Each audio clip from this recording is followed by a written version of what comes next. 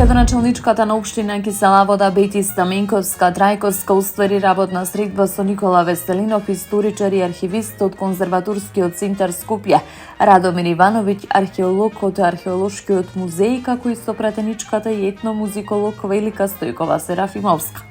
Целта на средбата било истражување на потенцијалот на културното наследство на Кисела Вода како најстара скопска општина, со посебен акцент на историските, археолошките и културните вредности на овој простор. На средбата било договорено започнување стручна иницијатива во насока на систематско собирање и обработка на податоци за археолошки наоѓалишта, историски локации, објекти од културно значење и локални традиции. Овие информации ќе бидат основа за изработка на културно-историско-археолошка карта на општина Кисела Вода, која ќе представува сеопфатен преглед на културното богатство на општината, велат оттаму.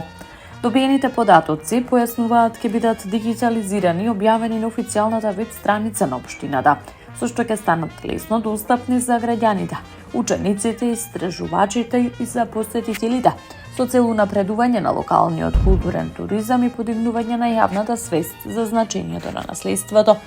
Градоначалничката Стаменковска Трајковска истакна дека оваа соработка е важен чекор кон валоризација на локалната историја.